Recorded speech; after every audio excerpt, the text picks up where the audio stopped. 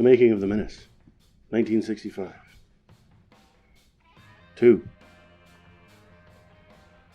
The daily press is the evil principle of the modern world, and time will only serve to disclose this fact with greater and greater clearness. The capacity of the newspaper for degeneration is sophistically without limit, since it can always sink lower and lower in its choice of readers, and at last it will stir up all those dregs of humanity which no state or government can control.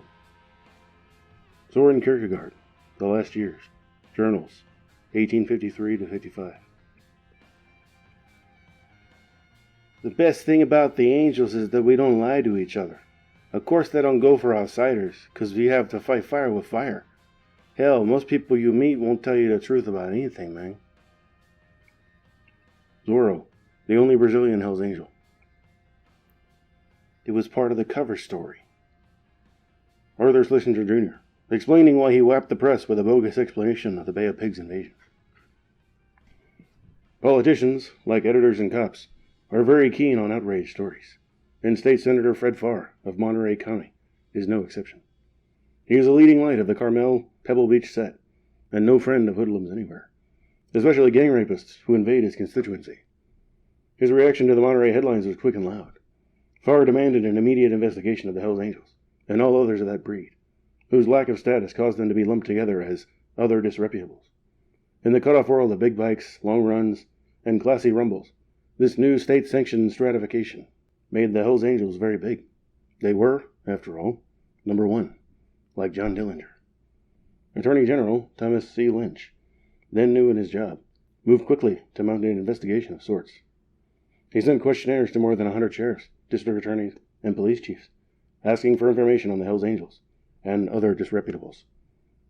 He also asked for suggestions as to how the law might deal with them.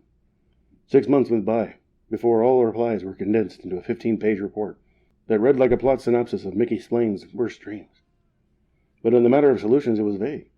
The state was going to centralize information on these thugs, urge more vigorous prosecution, put them all under surveillance whenever possible, etc. A careful reader got the impression that even if the angels were the monsters they seemed to be, there was not much the cops could do. And that indeed Mr. Lynch was well aware he'd been put, for political reasons, on a pretty weak scent. The report was colorful, interesting, heavily biased, and consistently alarming. Just the sort of thing to make a clanging good item for the national press. There was plenty of man action, senseless destruction, orgies, brawls, perversions, and a strange parade of innocent victims that, even on paper, and in a careful police language, was enough to tax the credulity of the dullest police reporter. The demand was so heavy, in newspaper and magazine circles, that the Attorney General's office had to order a second printing. Even the Hells Angels got a copy. One of them stole mine. The heart of the report was a section called Hoodlum Activities, a brief account of outlaw activities dating back for almost a decade. To wit, on April 2nd, 1964, a group of 8 Hells Angels invaded the home of an Oakland woman, forcing her male friend out of the house at gunpoint and raping the woman in the presence of her 3 children. Later that same morning, female companions of the Hells Angels threatened the victim that if she cooperated with the police, she would be cut on the face with a razor. Early on the morning of June 2nd, 1962, it was reported that 3 Hells Angels had seized a 19-year-old woman in a small bar in the northern part of Sacramento, and while 2 of them held her down on the barroom floor, the third removed her outer clothing. The victim was menstruating at the time. Her sanitary napkin was removed, and the third individual committed cunnilingus upon her. Early in the morning of October 25th, 1964, 9 Hells Angels and 2 of their female companions were arrested by Gardenia police and sheriff's offices after a riot call had been received from a Gardenia bar. Police reported the group started ripping up the whole place after someone had splashed a mug of beer over one of the group. The bar was left in shambles, the pool tables covered with beer and urine. The Lynch report chronicled 18 such outrages and left hundreds more implied. Newspapers all over the state carried highlights, along with the Attorney General's assurance that police pressure would soon put an end to the problem. Most California editors gave the story prominent play for a day or so, then let it drop. The Hells Angels had made headlines before, and the Lynch report, based on a survey of old police files, contained little that was new or startling. The Angels seemed headed for obscurity once again, but the tide was turned by a New York Times correspondent in Los Angeles, who filed a lengthy and lurid commentary on the Lynch report. It appeared in the Times, dated March 16th, under a 2-column headline, which was all the impetus the story needed. The rumble was on. Time followed with a left hook, titled The Wilder Ones. Newsweek crossed with a right, titled The Wild Ones. And by the time the dust had settled, the national news media had a guaranteed grabber on their hands. It was sex, violence, crime, craziness, and filth, all in one package. Here is Newsweek's 1965 description of our Labor Day run to Porterville, a year and a half earlier. A roaring swarm of 200 black-jacketed motorcyclists converged on the small, sleepy Southern California town of Porterville. They rampaged through local bars, shouting obscenities. They halted cars, opening their doors, trying to paw female passengers. Some of their booted girlfriends lay down in the middle of the streets and undulated suggestively. In one bar, half a dozen of them brutally beat a 65-year-old man and tried to abduct the barmaid. Only after 71 policemen from neighboring cities and highway patrol, police dogs, and water hoses were brought into action did the cyclists jump on their Harley-Davidsons and roar out of town. Both Newsweek and Time compared the 1963 invasion of Porterville with a film called The Wild One, based on a similar incident in Hollister, California, in 1947, and starring Marlon Brando, which Time called a slice of seedy life picture about a pack of vicious, swaggering motorcycle hoods called the Black Rebels. But The Wild One passed quickly into oblivion, said Time, because the characters were too overdrawn, and the violence they wrought was too unrelieved to engage the credulity of its audience. Who, after all, could believe that a gang of two-wheeled Huns might invade and terrify a whole California town? Not Time. At least not in 1947, when the first such incident occurred, and not in 1953, when the film was released, and not even 10 years later, when the same thing supposedly happened again, in a different town. But March 26, 1965, 18 years after the first so-called motorcycle riot in America, Time finally came to grips with the story, and the editors of the journal were alarmed. The Huns were real. They had been holed up somewhere for 18 years, polishing their motorcycles and greasing their chain whips until California's Attorney General decided to introduce them to the press. Time's West Coast legman lost no time in forwarding the terrible news to the loose fortress, where it was immediately transformed into 2 columns of supercharged hook'em for the National Affairs section. Last week, the Wild One, was back, and in real life. Lynch amassed a mountain of evidence about Hell's Angels, the thrust of which shows that the group has more than lived up to its sinister moniker. It was a rape case that ignited Lynch's investigation. Last fall, 2 teenage girls were taken forcibly from their dates and raped by several members of the gang. This was a fragrant libel, for in fact all charges against Terry, Marvin, Mother Miles, and Crazy Cross were dropped less than a month after their arrest. In their eagerness to get at the hair and meat of the story, Times interpreters apparently skipped page 1 of the Lynch report, which clearly stated that further investigation raised questions as to whether forcible rape had been committed, or if the identifications made by the victims were valid.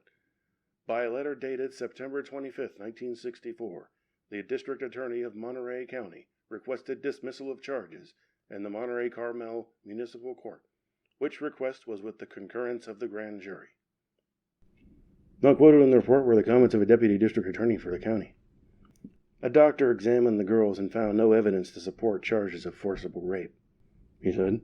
And besides, one girl refused to testify, and the other was given a lie detector test and found to be wholly unreliable. This was pretty dull stuff, however, and Time simply couldn't find room for it. The article continued instead, in a high-pitched chattering whine, with a list of phony statistics. Founded in 1950 at Fontana, a steel town 50 miles east of Los Angeles, the club now numbers 450 in California. Their logbook of kicks runs from sexual perversion and drug addiction to simple assault and thievery. Among them, they boast 874 felony arrests, 300 felony convictions, 1,682 misdemeanor arrests, and 1,023 misdemeanor convictions. Only 85 have ever served time in prisons or reform schools. No act is too degrading for the pack. Their initiation rite, for example, demands that any new member bring a woman or girl, called a sheep, who is willing to submit to sexual intercourse with each member of the club. But their favorite activity seems to be terrorizing whole towns. Time then told the same Porterville invasion story that appeared simultaneously in Newsweek. The article continued. When they are not thus engaged, the angels, sometimes accompanied by the young children of a member or by the unmarried females who hang out with the club, often rent a dilapidated house on the edge of a town, where they swap girls, drugs, and motorcycles with equal abandon. In between drug-induced stupors, the angels go on motorcycle stealing forays, even have a panel truck with a special ramp for loading the stolen machines. Afterward, they may ride off again to seek some new nadir in sordid behavior.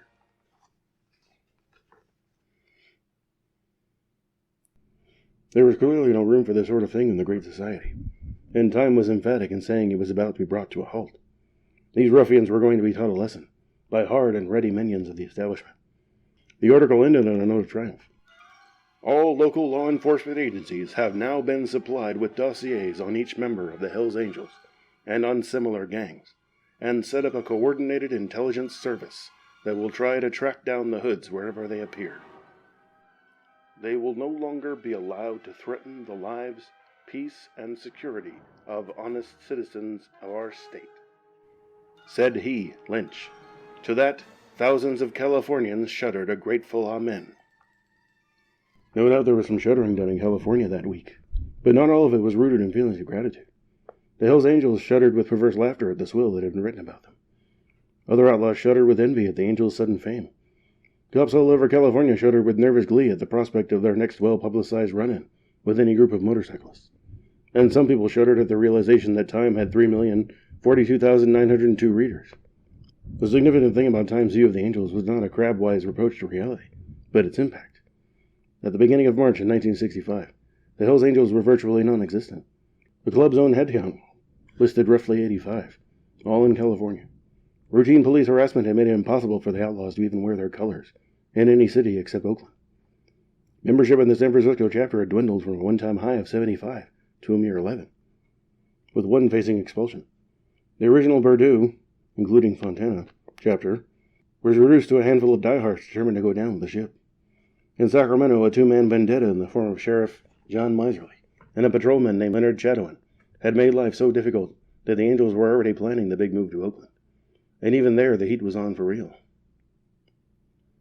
Shit. We never knew when they was gonna bust into the El Adobe and line us up against the bar with shotguns, Sonny Barger recalled.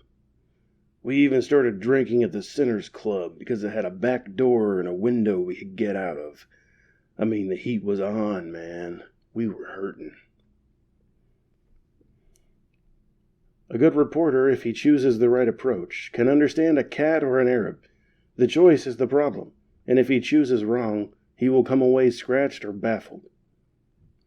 A.J. Liebling. At the time of the report, the state of California had admittedly been dealing for 15 years with a criminal conspiracy of the most vicious kind. Yet in the 5 single-spaced pages devoted to the Hells Angels' hoodlum activities, most involving anywhere from a dozen to 100 outlaws, the report mentioned only 16 specific arrests and 2 convictions. What was a man to think? Another part of the report stated that of the 463 identified Hells Angels, 150 had felony convictions. This is the kind of statistic that gives taxpayers faith in their law enforcement agencies. And it would have been doubly edifying if the 463 Hells Angels had actually existed when the statistic was committed to print. Unfortunately, there was less than that 100. Since 1960, the number of active members has never been over 200, and easily a third of these are Hells Angels in name only. Old grads, gone over the hump to marriage and middle age, but donning the colors once or twice a year for some major event, like the Labor Day Run. The Lynch report mentioned several of these annual affairs, but the descriptions were not entirely objective. For obvious reasons, the policemen rarely witness a crime in progress, so they have to rely on others to tell them what happened. Newsweek's version of the Porterville raid was lifted almost verbatim from the Lynch report. Another version of that affair had appeared on September 5th of 1963 in the Porterville Farm Tribune. It was an eyewitness account, written within hours of the action by a Tribune reporter named Bill Rogers, who was also Porterville's mayor. The headline said, "They came, they saw, they did not conquer."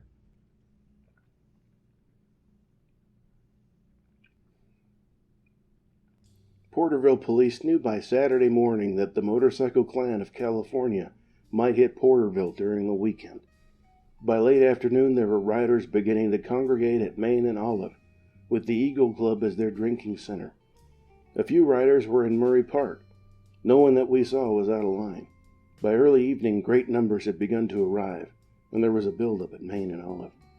Our phone got hot as people wanted to know what the city was doing about the situation. We were urged to call out the National Guard, to order wholesale arrests, to deputize citizens and arm them with axe handles and shotguns. Around 6:30 p.m. we checked Main Street. The show was starting. Perhaps 200 of the motorcycle clan, including some women and children, were becoming boisterous. Some were crowding out into the street, molesting motorists and pedestrians. 100 or more motorcycles were parked on the east side of Main. We returned to the police station. Torrigan and Searle were handling things there. Parazzo joined them. There was still no violence, or no real reason to make arrests. It was a case of waiting as the situation developed. Decision was made to close Murray Park. About 8 p.m. radio word came that the motorcycle group was pulling out, heading east. It was possible they would stay out of town, but a few minutes later a fight and accident was reported in a club at the city line in Doyle Colony, and an ambulance was requested. It was also reported that the clan was moving back into town. Decision was made at this point to force the motorcycle group out of town. Throughout the evening, the city police switchboard was cluttered by calls, some of them legitimate, but many of them from anonymous people announcing they were citizens, demanding protection, and insulting the police. Traffic was bumper to bumper on Main Street. 1,500 local people stood around at Main and Olive to see what would happen. The motorcycle clan, maybe 300 strong at this point, was living it up, drinking, tying up traffic, breaking bottles in the street, using profane and insulting language, putting on what they considered a show. Police were hampered by the heavy traffic and the mass of spectators. We moved through the area in a loudspeaker-equipped police car, asking Porterville people to move out of the area. Result, no one moved. Others came in to see what was happening. The motorcycle clan booed. The Main Street block from Garden to Olive, then from Oak, was closed to traffic. Highway patrolmen were on the south, city police on the north. The area rapidly cleared of traffic. The clan group figured they had it made, that police were turning a block of Main Street over to them. By 9:30 p.m., officers of the Mutual Aid Group were assembled at the city police station. Torrigan briefed them on the plan of action. Move down South Main Street in cars. Walk the final half block. Head the motorcycles south. No one goes north. Highway patrol units would remain south on Olive and Main. Take no lip or no abuse. Either they move out or they go to jail. The city fire engine was placed in position at the penny store. The police with the nightsticks and shotguns moved out. There were no sirens, just flashing red lights. The motorcycle clan massed in the middle of the street. Some of them laid down. Torrigan led the officers, talking through a bullhorn. "You have 5 minutes to get out of town. Move!" Defiance faded. Motorcycles started. There was some resistance. A half a dozen were arrested. City firemen went down the street and moved the hose in on the clan. One rider tried to go north. He was knocked off his motorcycle with the fire hose water. Many of the riders headed south and kept going. Some stopped at the sports center. Police were sent to clean out Murray Park. Night spots were checked by police. Leaders of the 3 major clubs represented were taken to police headquarters for questioning, while remaining riders were held at the sports center. There were threats from the Hells Angels that if their arrested members were not released, they would come and get them. Torrigan said the only way to get them was to bail them out. Officers with riot guns were ready if a jailbreak was attempted. About 2:30 a.m., some of the riders headed back towards Porterville. Torrigan stopped them at the Main Street Bridge. He told them to turn around and get out or they would be arrested and their motorcycles impounded, chained together 6 at a time, and drug off. By daylight, a few scattered riders were still in the area, but the threat of violence and damage had been met and broken.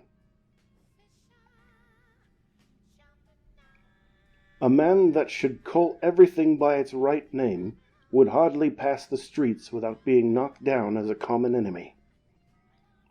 Lord Halifax.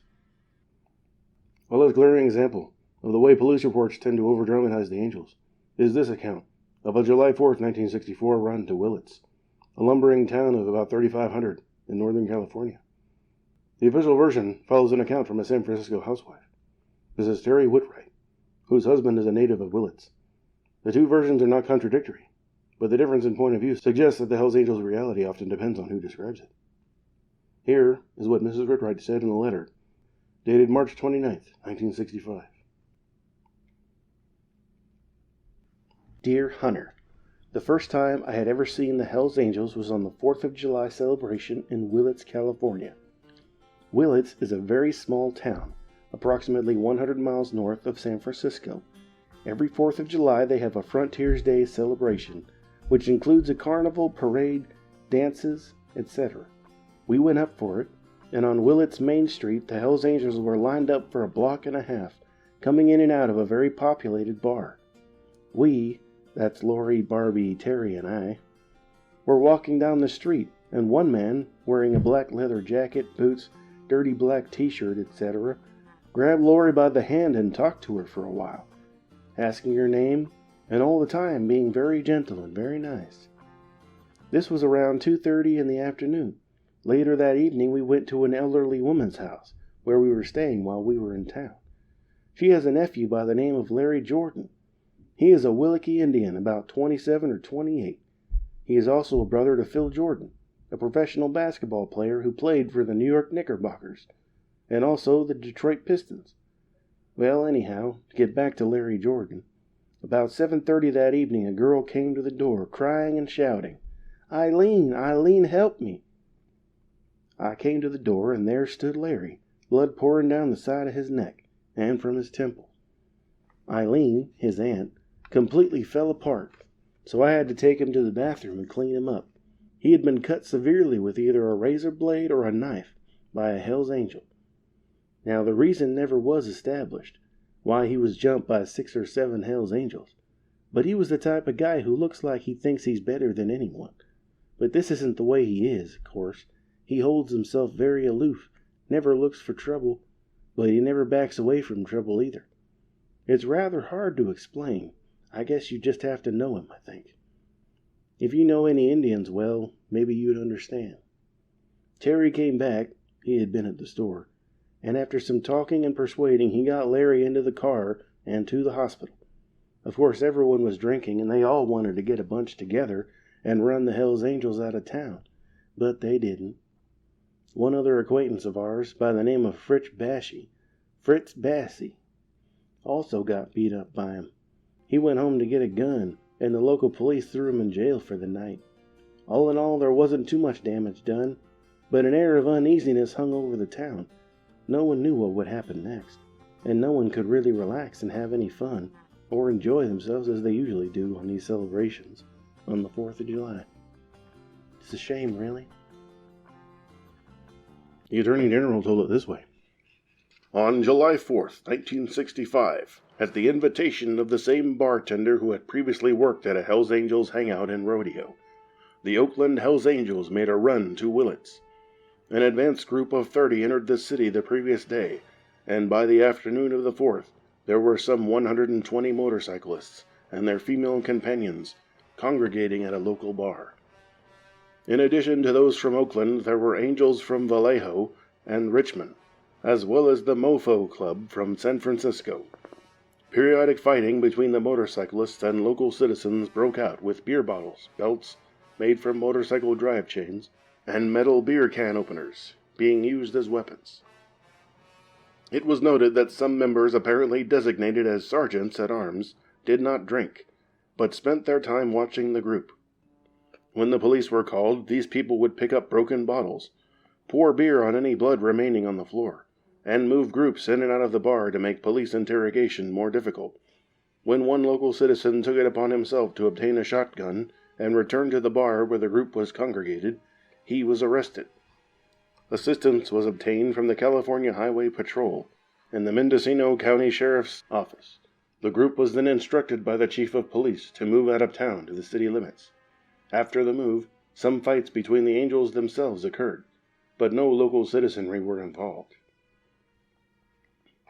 The Lynch Newsweek account of the Porterville incident was hazy in detail, but brutally clear, with its image of Hell's Angels swarming over the town and wreaking havoc on the terrified citizenry.